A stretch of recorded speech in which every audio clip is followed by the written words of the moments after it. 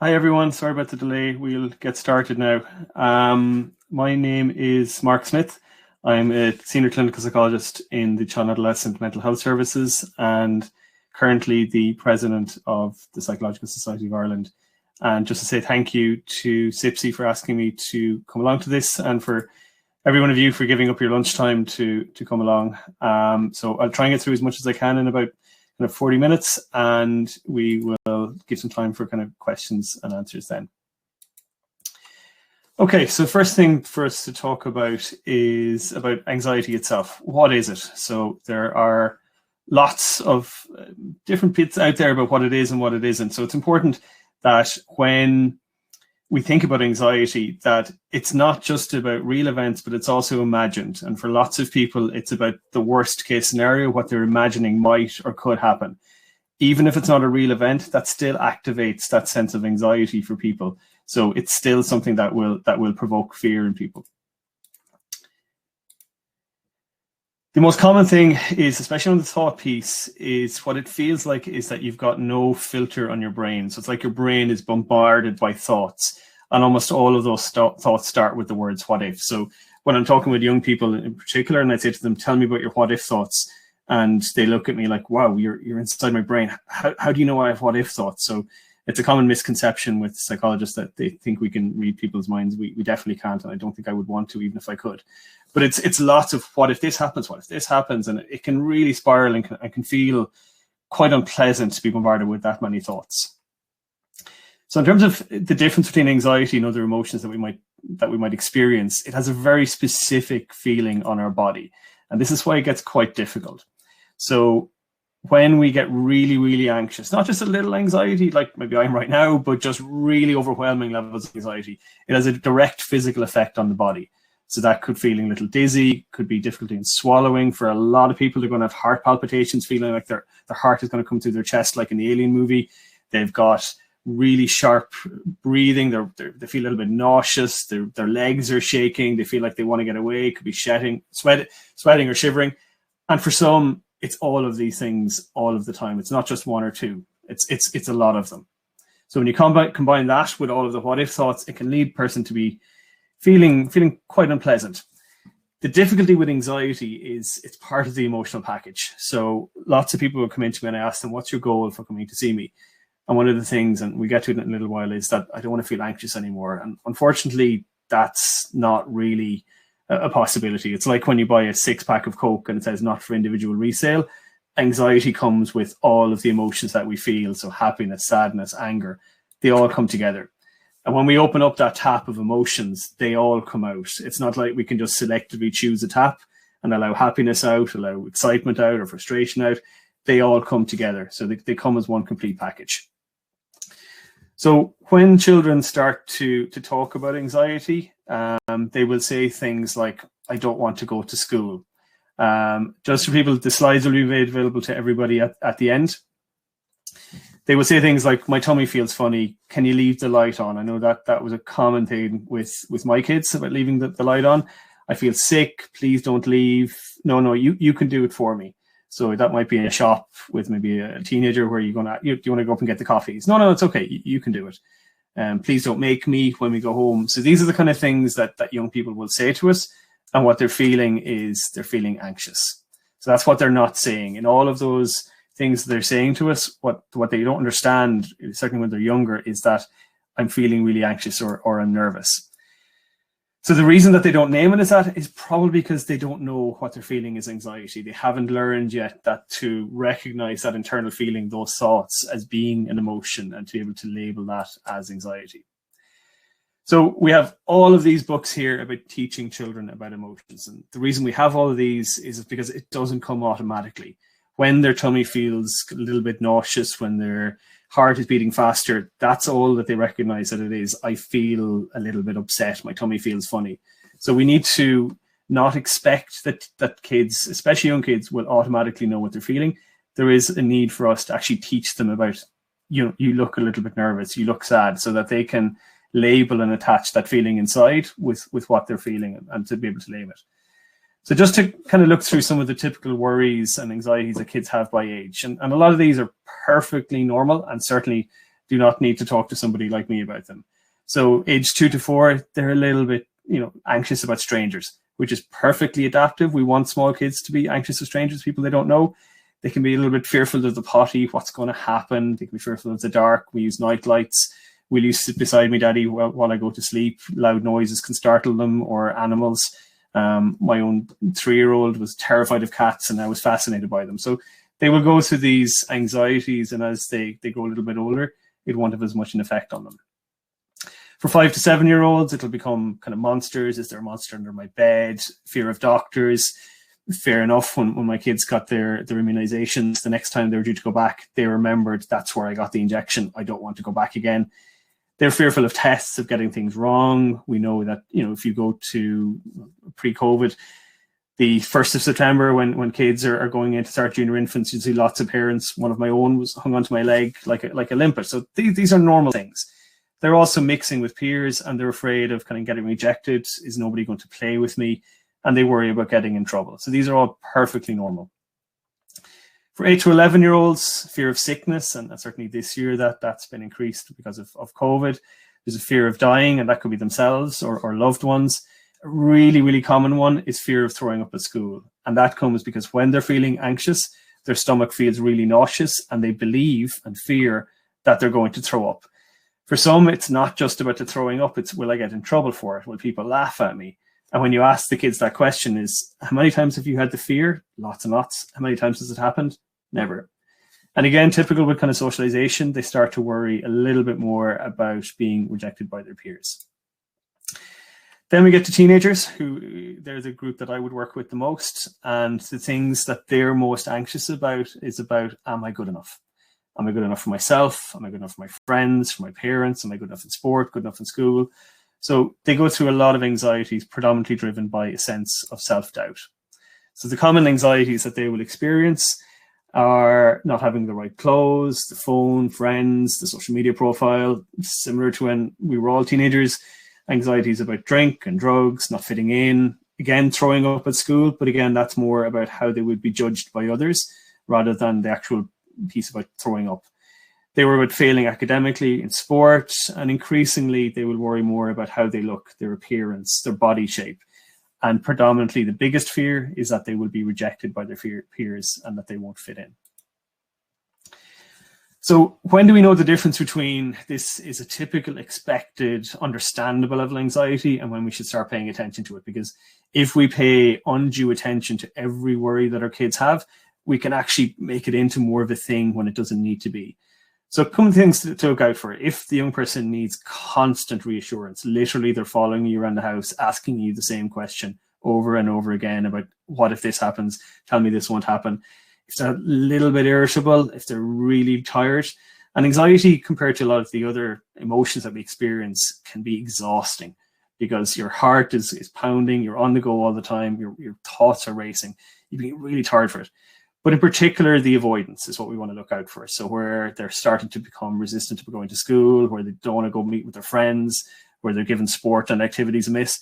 And the key piece here is that the anxiety consistently gets in the way of everyday life. Not every now and again where they're just not bothered with going, but it's a constant anxiety and they're consistently missing out from things. So a lot of you are from kind of North County Dublin, and you'll be all familiar with Dublin Airport. So this is why we have anxiety. Anxiety is our inbuilt radar for threat. So in Dublin Airport, we have a radar system that is constantly scanning for signs of threat, but it's calibrated and fine-tuned so that it only sees airplanes. And that's good, and we need to be aware of signs of danger, but we don't want to be too aware. So in this scenario, we see 3 airplanes, they're not too close together, it's not overcrowded, and you're not going to feel too overwhelmed by looking at it. So what I want you to do is consider a scenario where a gremlin gets into the system, where the sensitivity dial is changed, and not only does your threat system, your radar, see airplanes, it also sees birds. This is what it's going to look like. So there is danger there, but we don't really know where it is because it feels like it's everywhere. And when you're really, really anxious, everything around you seems and feels like a threat. The threat is there, but it just feels so overwhelming because we can't differentiate between where it is and where it isn't. And that reflects that extra sensitivity to perception threat. Another way of looking at it is that kind of excessive anxiety, and that's a really crucial word here, excessive, because some degree of anxiety is normal and, as we'd see, even a little bit helpful. It's your house false alarm. So even though the alarm is going off and there's a false alarm, it doesn't mean that you're in danger. And for us as adults with our kids, it's really important that we can see the difference between where the anxiety is justified and where it's more like a false alarm. So this is where kind of we come into it, and especially with young kids, none of us as parents like to see our kids being anxious. We don't like to see them upset. And we get worried as parents and as adults about, are we doing the right thing? So when they're really anxious about doing an activity or going to a play date or going to school, and you get the big puppy dog eyes and you get the pleading, don't make me go. And we start to doubt ourselves and we wonder, am I doing the right thing? And maybe I should be reducing my child's distress. So what I want you to do is to remember back, for those of you who have kids, back to when they were really, really, really small. So they couldn't talk, they couldn't walk, they couldn't communicate verbally with us at all. And you will remember back that they're crying, and what goes through your head is, are they winded? Do they need to go to the toilet? Are they tired? Are they hungry? Are they all of those? And you don't know. But what you do is you rely on your instinct as a parent, and you do the best you can to guess, is it this? Is it this? And we try to meet their needs. So we do all of that without the ability to know for exactly what it is. And we trust our instincts as parents that we're going to do the best things for our kids. When kids get very, very anxious, unfortunately, as adults and parents, we start to doubt ourselves, and we doubt and we forget that we've got them to this part of their lives, safe, well, loved, educated for, cared for. And that doubt is one of those things that can really maintain anxiety in our kids. Also, it's important, I suppose, for us to look in the mirror about our own anxieties. And there's lots of families that I would work with where a parent might ask a young person to order a takeaway on a Friday night, and the teenager is terrified about the idea of, what if they ask me a question I don't know? What if I freeze? And for the parent themselves, maybe that they might experience their own anxiety. This might be something that they wouldn't be willing to do either. So if we're trying to convince a young person to do something to overcome their anxiety and to challenge it, it also has to be something that we'll be willing to do. So I have a rule with the young people or adults that I work with that I won't ask you to do anything that I wouldn't be willing to do myself. So we need to sometimes role play and acknowledge our own anxieties. I gave a talk like this last year in my children's school, and my 9-year-old was asking me, how do you feel about it? And I said, I'm really nervous about talking to all of the parents in your school. So her first instinct was, so you're not going to do it then? No, of course I'm going to do it. I'm going to do it anyway. So it's important that we acknowledge that we do experience anxiety as adults, but that it doesn't prevent us in the vast majority of cases for doing what we need to do. Another thing that comes up is, both with adults and parents and young people, is a real focus on, I need to know why I've become anxious. Is it genetics? Is it something that's happened? Is it something that's gone wrong? And you can spend a long, long time wondering about, why am I struggling with anxiety? So what I would argue is that sometimes you don't actually need to know the why. So I want you to picture a scenario where you're 500 yards out to sea on this boat, and you trip over something and you find yourself falling into the water. And in this situation, you don't know how to swim. So once you hit that water, the very last thing I would suggest that you're going to be thinking of is, how did I fall in? Did I trip over a cat? Were my laces undone? Did someone push me? It doesn't matter why you fell in. What you need to do is, how do I get out? What do I do next? Yes, you may climb back up in the boat and see something there that I need to put away so I don't trip over again, but action and doing something about it rather than thinking about the why or getting kind of caught up in that is the important thing. What I want you to do is to think of a favorite comedy. So something that you found really, really, really enjoyable. So for lots of the young people, this might be Brooklyn Nine-Nine or Friends or something on Netflix. What I asked them to do is to think about an episode that they found really, really funny. And I'm going to ask them to watch that episode a second time, and I want them to find it twice as funny as the first time. And usually they'll kind of look at me strangely and go, okay, I'm not sure about that. And I'll say, can you watch it a third time and a fourth time? And what happens by the 10th time that you've watched it? Will you find it 10 times funnier or just as funny as the first time? And they go, no, of course not, because I know what's going to happen and I probably have no reaction to it at all. So this is a really important kind of precursor for me, because if you go after anxiety on its own first and not other emotions, they can be a little bit resistant. So what I want to do is to establish the idea that emotions can't keep going up and up and up and up. They have to reach a ceiling. But also, the more we're exposed to the same thing, the less of an emotional reaction we have to it. So this is where this slide comes in. So for most people that experience anxiety, it doesn't gradually, slowly, and easily make its way up. It shoots up really, really quickly. And when we get anxious or when we panic, what we fear is that the anxiety will keep going higher and higher and higher and never stop. So by giving the example already with happiness, we've now already established that emotions and have to have a ceiling, that they can't go any higher. So for all of us, the anxiety will reach a ceiling and be doing absolutely nothing at all. The anxiety will come back down. And yes, I will get quizzical looks where they go, I don't know if I really believe you. So I ask a very simple question. Tell me about the last time that you had a panic attack. And they will give me an example of last Sunday. Okay. Are you still that anxious right now? Oh, no. So that shows them that's that lived experience for them, that anxiety has to come back down and cannot stay at 100 all the time. So when it becomes a problem is we'll have a particular trigger. Say, for example, that's fear of cats. The anxiety shoots up, you see a cat and it hits about 85, 90, and the person, their heart is pounding, they're short of breath, they've loads of thoughts running through. What if the cat runs at me? What if they bite me? What if they scare me? And all that person wants to do is to make that fear go away. That feeling, those racing thoughts are really overwhelming and I need this to stop. So they do something and the anxiety drops really, really quickly. So in that next situation where they're faced with a cat again, the anxiety shoots up and they think, what did I do last time that made me feel better? What gave me relief from anxiety? Let's do that again. So what we're seeing is an up-down pattern of really fast increasing anxiety and really quickly dropping anxiety. So the person feels relief. And what they predict is that, or what they experience is, I've stopped something bad from happening. Thankfully, I avoided that situation. I got away from it. But what they fail to see is that the anxiety would have reached a ceiling and come back down all by itself. So in essence, what happens is that they really want the relief, and it reinforces this belief that they've stopped something bad from happening.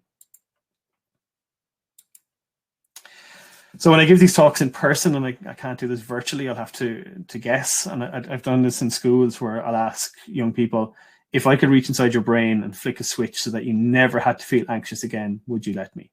And give or take about 40% will kind of nod and go, yeah, just get rid of it. I don't want to ever feel it again. It's so uncomfortable, make it go away. Which, of course, as you might guess, is a setup on my end. Because I want you to imagine walking down the street, you hear a noise behind you and you look around, things really switches off and you see this guy with his appropriate face covering and his hoodie and his gun and he says, give me your phone. With no anxiety, you look and go, oh, of course, here's my phone. That's an interesting scarf. Is that Zara? Where's that from? When we've got anxiety, we hear the noise behind us, we turn around, we spot it from 100 yards away and we run like hell. So anxiety is our fight, flight, or freeze response. In this situation, it would be flight, get out of there as quick as we can. So it's protective for us. And this is that piece around changing the lens that sometimes anxiety can be particularly helpful.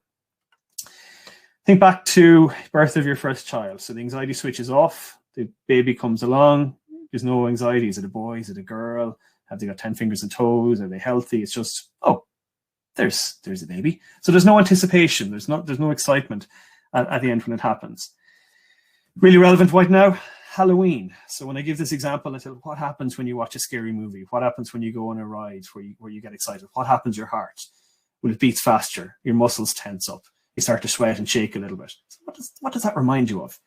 They don't make the connection that internally what they're feeling is exactly the same thing, but the association is different. For teenagers, and I do like winding them up about this, telling them that obviously this won't happen until they're 18, but when it does, that first kiss, so we've got no anxiety and it's like, oh, there's lips, that person is close to me, that's interesting. But what makes that first kiss exciting is the pounding heart, the dryness of the breath, the shaking hands, the nervousness, that adds to the experience. Most of the kids will have been to Cuchulainn and Taylor Park. I only had the first experience a little while back. And they all know that first drop where they're clinging on for dear life, their heart is pounding, their stomach is in knots. And again, we bring it back to this education piece. What does that remind you of? So when they're feeling socially anxious or whatever it might be, whatever the particular anxiety, internally, physiologically, the body is experiencing the exact same thing, but the interpretation is different. So when they do it, and I said, when you come off, is that it? Are you delighted and never going to near it again? No, I want to go back on. So again, you're trying to give this sense that sometimes actually anxiety can be fun and we can enjoy it, depending on the lens in which we look at it through. So what do we try and do when people get anxious about something? We tell them, we reassure them, and we say, don't worry, it'll probably never happen. So for us, we think we're helping, we're reassuring. In theory, that might help, but in reality, unfortunately, it doesn't. And in particular, there is this great Irish expression of, it'll be grand. So for the person themselves, that feels really invalidating, because in that situation, they don't feel grand. Their heart is pounding, they may be crying, their stomach is in knots, their muscles are all tensed up, they feel nothing, they do not feel grand. But also, anything that they're afraid of, these fears, is very possible. Theoretically, maybe it's quite small, but reality. So for a young person, a teenager going to school worried that nobody will talk to them, worried that they'll be rejected, telling them, you're fantastic and I love you and you're brilliant and everyone's going to like you. Unfortunately, that's not actually going to be real. There will be a percentage who probably won't like them. Most will think they're grand and some will really like them. So telling the person that it'll never happen doesn't reduce their anxiety, because they're in a really heightened state and they know that it's possible. It also makes them more confused of, well, if it'll never happen, why do I feel like this? And the reason is bad shit happens. And particularly, I've had a couple of young people who had a lot of phobias and fears around illness and pandemics. And I've had at least 3 people this year who've come in and sat down there with kind of a smug grin on their face. And I said, come on, get on with it. I said, I told you. So they've been worrying and predicting pandemics for years, and then it happened. So lots of bad things happen. Children will get rejected. They will be excluded from stuff. Fires happen. Anybody, when we drive our kids to school and we have the radio on in the morning, have a think about what the news is. We've got pandemics, we've got road crashes, we've got people dying. They're exposed to bad news. So they know that it's possible. But when we get really anxious, what happens is that we increase and we magnify our belief in the percentage chance that that's going to happen. As adults as well, and what we need to do with young people is to ask whether the level of anxiety that they're experiencing is justified for that situation. So if, again, back to the guy with the hoodie and the gun, if you're feeling absolute terror when you hear that guy behind you, that's a pretty justified fear. If your fear is that every time I leave the house, everyone is going to judge me, everyone's going to think bad of me, therefore I have to stay in the house and I can't leave, no, that's probably not a justified response. Will some think badly of you? Yes, the majority of people probably won't even notice you. So as parents, we need to see, is the avoidant behavior that the young person is experiencing, is it justified to the level of threat, perceived or real, that's actually there? So what works? That's really important, I suppose. The most important piece, and this is going to seem probably a little bit odd for me as a psychologist undermining my entire profession to say this, but it's about the relationship. It's about the one good adult that the person feels safe and connected to. So I can give the theory in the clinic, in the room, but it's the support of parents to get through that situation at 8 o'clock on a Sunday night when they're anxious about school, or 7 o'clock when they're getting up Monday morning. It's that trust and that safety, that relationship that is as important, if arguably more important than anything that I could say or do. I'll often give the example of the person walking down to the beach in Portmarnock or Malahide and sticking their arms out and thinking that they're going to stop the sea coming in. Gives them something to do, but ultimately doesn't change anything. But also, if we walk down to the beach in terms of our emotions, 90% of the waves are going to come in, they'll pass by our ankles, and they'll pass back out. 2-3% of the time of the year, we'll get maybe a big wind, a little bit of a storm. It might hit us in the knees, a bit of a wobble, and then it passes back out. And then 1-2% of the time per year, a serious big wave comes in, a big storm. It knocks us to the ground, takes the wind out of us. It hurts like hell, and then it passes. And that's the important piece, is that emotions are like waves. They come in a variety of strengths. They cannot all be stormophilias every single time, but anxiety makes us feel like it will. But the odds of that happening are very, very low. And again, that key piece is the emotion will pass if we allow it to. Back again, just to that piece around just the role of adults and the role of one good adults. And what we forget is that we are the secure base by which young people go out and they explore the world and they see what's out there. So again, back to when they're babies, they rely on us absolutely and utterly and completely for everything, all of their needs. And then when they become toddlers, they start to scoot away and they'll look back and see where are you, and they develop an internal representation that the parent will be there. I can keep coming back to them as the secure base. As they go into primary school and they move away from us, they're interacting with their peers, and they still have that safety of, no matter what happens at school, I'll come home to my parents, and I will be accepted, I will be loved without question, and that allows me the next day to go back into this really complicated, murky world of trying to make friends. When they get to that kind of transition between primary and secondary, and they get to about age 13, that attachment and that security kind of moves away from us, and predominantly it's going to be their peers.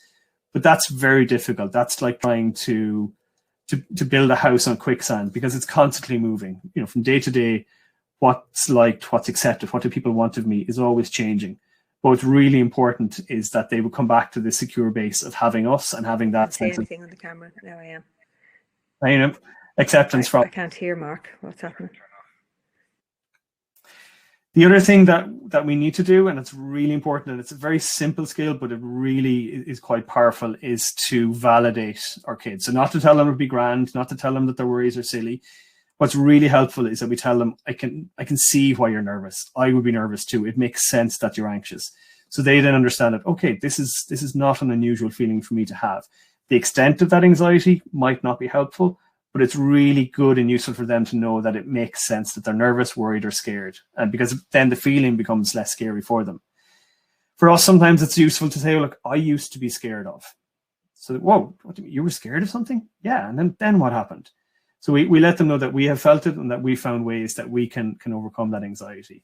To recognize, like, I know how you feel, or I see how hard that is for you. So that recognition for the kids is really, really important for anybody really who's struggling with anxiety, because it makes them feel understood. It makes them feel connected. And when we feel connected and understood, we feel that little less lonely, because anxiety is an internal sensation. It's something that is usually kept hidden. And if we feel that other people understand us, then we feel less lonely. We feel understood and more likely to talk about our worries. So again, it's about changing that lens of how we talk about anxiety. So with younger kids, I'll talk about, what happens when you're coming down the stairs on Christmas Day with, the excitement, and your stomach is queasy, and your heart is pounding, wondering, is Santa going to be there? When you open a present, the excitement of what's there, what did I get? Again, it's trying to kind of really push home that point that in all of the situations, that's a nervous excitement and it's anxiety, but it can be enjoyable. That anxiety isn't all bad.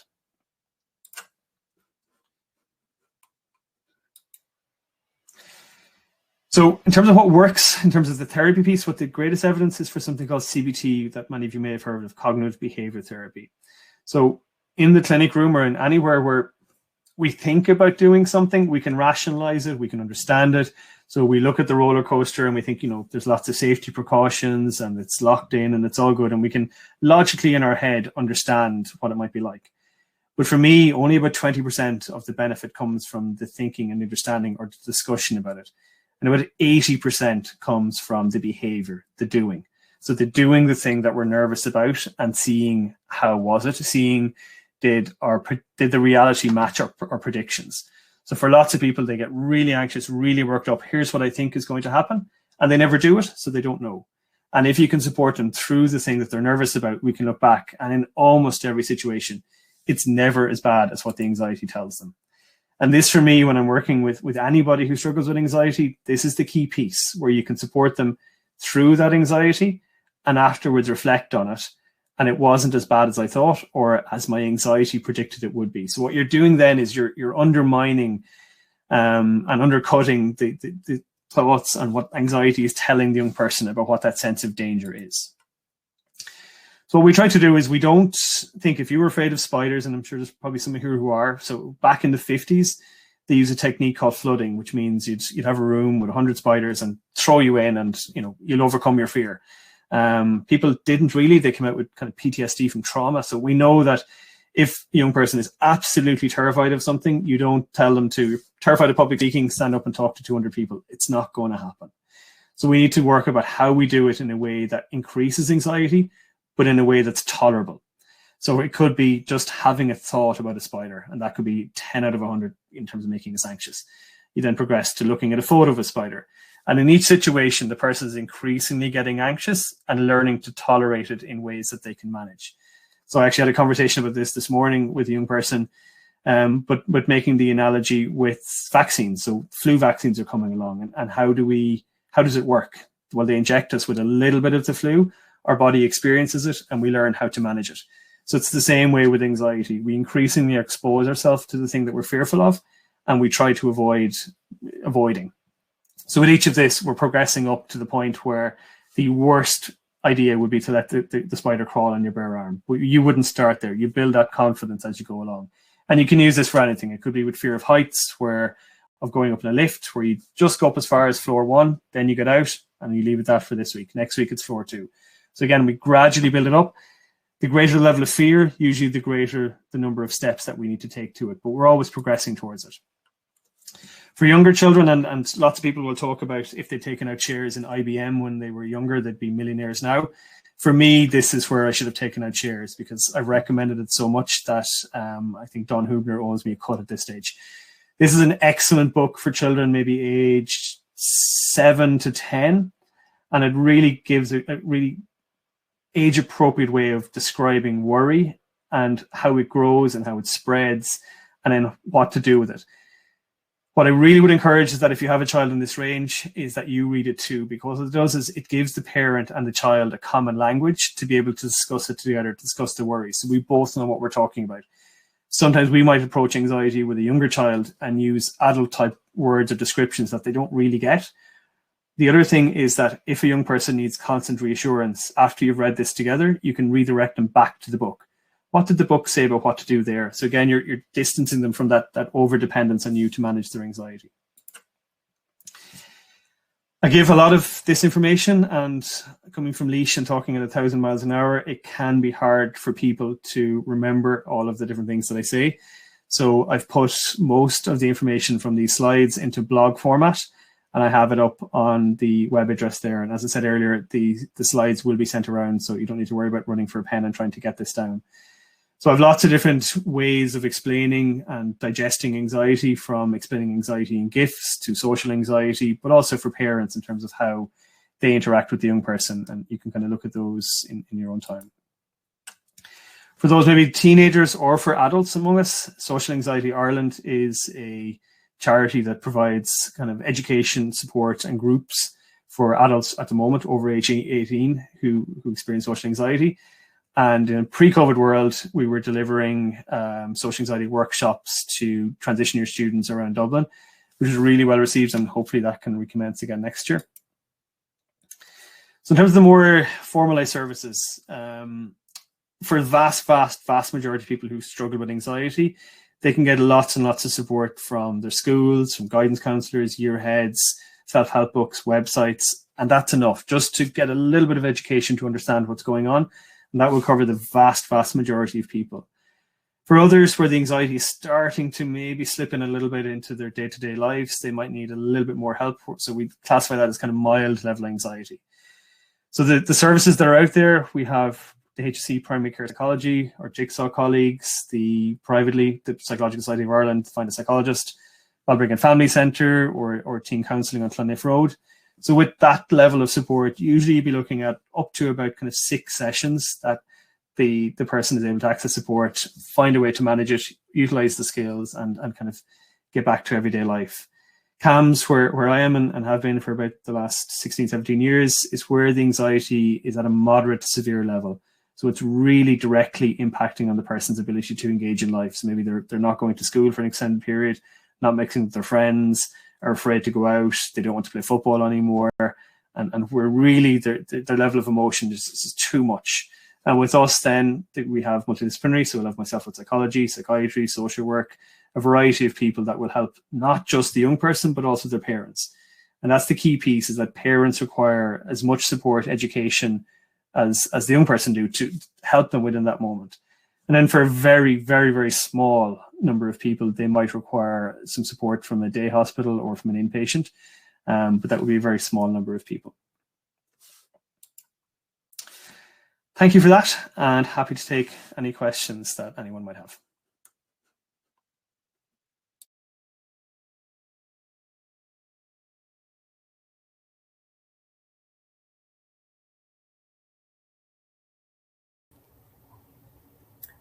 There's a number of questions here, Mark, so I'll just put them up. There's a few common themes, I suppose, about the best way to support young people in terms of, do you reassure them? Do you go and rescue them? Do you fix it all from them, or do you leave them to sort it out for themselves? That's a kind of a theme running through some of the questions, if you want to speak to that maybe.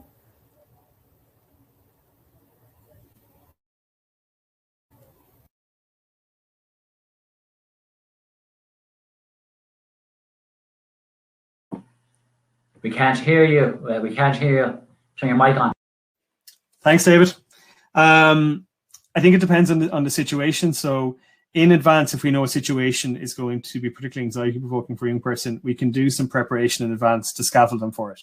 So if it was about ordering a coffee or making a phone call to deliver a takeaway, having a script written out in advance, here's the things that you can say if this happens. Also, acknowledging that it's likely to become, difficult for you, but it will pass. So naming in advance that it could happen, and here's the kind of things that you can do.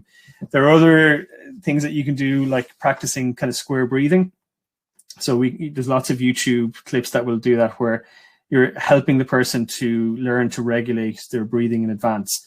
What's really important is that they would practice this when they're not anxious, because it's very difficult if you've already got into a state of kind of panic and anxiety to then start to try and regulate your breathing. So like anything with muscle memory, the more we practice it in advance, the more likely we are to use it in the situation. In terms of where we kind of step in, where we don't, reassurance is more that you will find a way through this, not that it won't happen. So reassurance does help, but about building confidence that they can survive the situation despite the anxiety that they're feeling, and that it will pass. So that's the best type of reassurance. Telling that it'll be fine, it'll be grand, generally doesn't work. It invalidates the person's sense of anxiety and kind of sows seeds of doubt that you don't get it. And again, that relationship piece is key. We need the young people to feel understood, and that they understand why they're feeling so anxious and that how hard it is for them.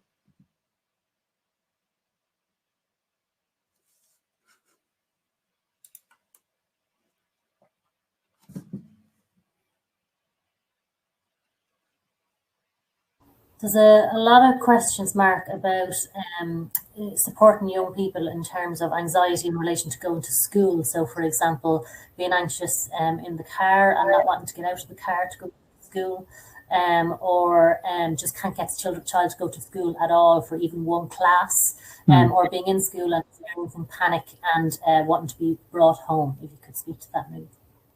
Yeah, this has always been a really common thing, and one of the things that kind of really bugs me about this kind of particular difficulty is that within the literature and within the media, it gets labeled as school refusal. And I find that a really unhelpful term to use. And I think it particularly gets in the way of trying to support young people back, because it makes it sound like it's a difficult behavior. Like I'm refusing to put away my clothes. I'm refusing to put away my dishes. Because what it doesn't do is it doesn't tap into the young person's extremely anxious. They're refusing because it feels dangerous for them. They're worried about it. So again, depending on the level of anxiety, you're going to have to create lots of smaller steps. So I had a young person who was out of school for a year and a half, dropped out about halfway through first year, and was convinced, I'm not going back. So we had to have a really slow, gradual process for that young person, where they couldn't even put on the uniform. So that was the first step, is they'd wear the uniform at home, and they get anxious because they remembered it. Then the next step was that on a Saturday, mum and dad would drive past the school so they would see it. Then they would drive past on a weekday when kids were in school. Then they went in on a Saturday into the school. The principal was great, opened it up so they were in the school. And then it went to a classroom on their own with the teacher. And then it went to their favorite class for one class. But again, the young person is going to experience distress, and it's important to recognize, validate that. But as parents, for us to know that the threat is more about how they're feeling about it rather than the school. So I would ask people all the time that if we took all of the other pupils out and it was just you and the teachers, it'd be a bit weird, but would you feel as anxious? No. Would you have a problem going to school? No. Because the perception is around the fears about how they're going to be judged by their peers. For adolescents in particular, the single biggest barrier to them going back to school is the fear that they're going to be asked by their peers, where were you? Why were you out? I don't want to tell people I was too anxious to go to school because it's embarrassing. And avoidance is about trying to avoid feeling embarrassment or judgment or shame. So it's about acknowledging that that's possible, but here's the story that you can tell, the script that you can give them about why you were out for a few days. To be honest, COVID at the moment is probably a great cover story. We were self-isolating somebody in the family. But also the other piece with teenagers, and they can recognize and validate this, is that they have very short attention spans.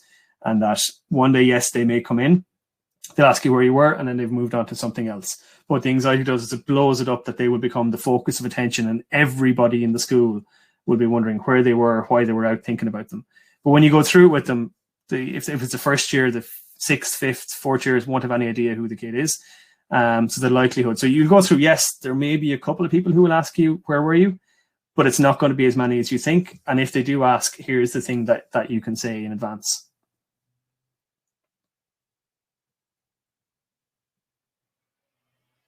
We do have one question mark. I suppose we'll speak into the parent in the background, but her question is about her young person experiences suicidal thoughts and doesn't want to go to school when these are there, and how does she best support him? They are getting help, just to reassure everybody, but just if you could speak to that, please.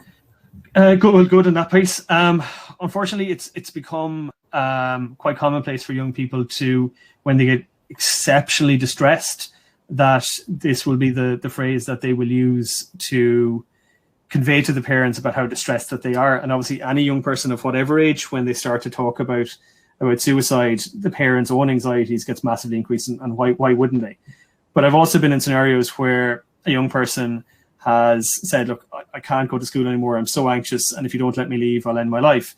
So the parents are in a very difficult position, and they take them out. And I remember one young person where a couple of days later, it was, I need to go back to school. Well, no, we're worried about your safety. Well, don't let me back, I'm going to end my life. So for parents, they're in an impossible position because they're terrified about what's going to happen. I suppose if a young person is talking about that to parents, it's a positive thing that they're expressing their level of distress. But the risks are also, if we reinforce that, and if we allow a young person to kind of stay out of school, they become more isolated, their mood is going to drop, they lose confidence in themselves. So in the short term, a young person is going to experience distress, and maybe really heightened distress about talking about harming themselves. But the longer term risks, if they're out of activity, if they're not getting a sense of achievement, if they're disconnected from their peers, over time, that risk of actually harming themselves will increase. So in the beginning, it's kind of about the parents tolerating the level of distress and finding a graded way to support them to come back, while also managing the parents' own anxiety about, this is the worst case scenario. If I force my young person to go into school, or I encourage them, or whatever way I get them in, and they cause harm, will this be my fault as a parent? Did I do the wrong thing? Will people blame me? Will the teachers think I pushed them too far? Will the psychologist think I went too far? But the parent is always doing what they think is in the child's best interest to help them, support them. The young person in that situation can't see it or understand it. They're so overwhelmed by anxiety and distress, they don't see that the parent is doing it to help them. And they will often push back. They'll get angry. You don't understand me. You don't understand how hard it is. And that's that validation piece again, recognizing how hard it is. But if we, I suppose, reinforce that piece, and if they express any degree of suicidal ideation again, when the anxiety increases the next time, what the young person remembers is, when I talked about suicide, my mum or dad got so scared that I got to stay away from school. So it's a really fine balancing act between validating and supporting them versus accidentally or inadvertently reinforcing suicide as being kind of an avoidant behavior and the one that they will use when they get very, very distressed. So we don't want conversations about suicide to become, for the young person, their perception of, this is how I get out of something when I get very, very distressed.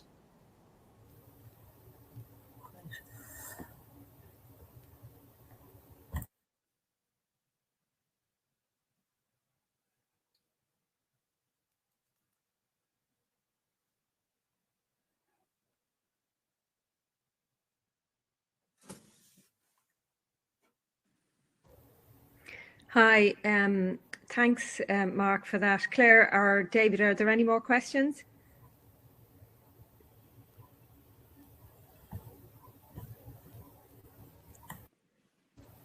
There's quite a few questions, Una. I don't think we'll get to all of them, unfortunately, so I'm trying to get them themed together. Okay, so just give us one more, and because we are coming to close, so if you could give us one more, that'd be great. Yeah, I suppose just what I said to Mark there was there's a few questions around specific presentations of anxiety. So, for example, stomach symptoms and difficulty in getting to sleep, and how to support young people with those symptoms, basically. So with the stomach piece, we get that a lot where a young person or parents will bring the young person to a GP. They get loads of medical investigations. And they love coming to us and there's nothing medically wrong there. But what's really important for the young person is that, yes, there is something wrong for them. They really struggle to cope with and manage anxiety. So it's validating that piece again. With getting to sleep, validating their fears. Like, yeah, the dark is a little bit of a scary place, and having a graded exposure piece. So you might have those touch lamps where you can have various degrees of light. And week 1, we'll have it up high. Week 2, we'll let it a bit lower. It's the same way we'd like sit with them I'll sit with you for 10 minutes and then I'm going to walk away. I'll be outside the door, then I'll be further away. So we need to allow them to experience that level of anxiety while we scaffold that support away. So when you're doing work in a building, you put the scaffolding up, but then you start to take it away as things happen. So you increase the support, and when they're starting to manage, then you start to take it away. So again, they're getting little bits of anxiety and seeing that it's not as bad as they thought. On the sleep piece for younger kids, that Dawn Hubner referenced, that author, she has loads of books on this. So she has one about what to do when you dread your bed. And again, that's really helpful for those kind of 6 to 10-year-olds, because it validates and gives them a language to understand what's happening at nighttime.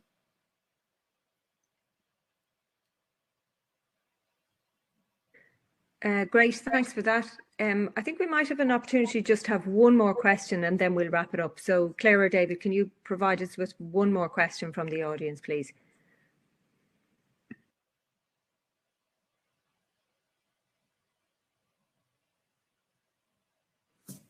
Did you hear me, Claire or David? You have one more question from the audience? Yeah, looking through there, a lot of the themes have been picked up, and just checking to see if there's any not. And just give us 1 second. Okay.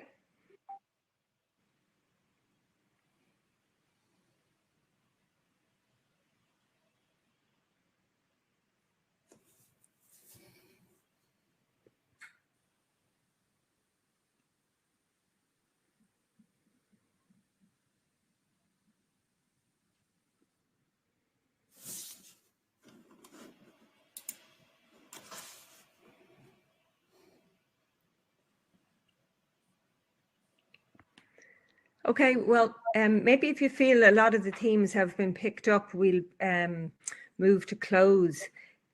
Just to say thank you very much, Mark, for an excellent presentation today. I think everyone will agree that we learned lots of new stuff today. There might be a rush on a few of the books that you mentioned.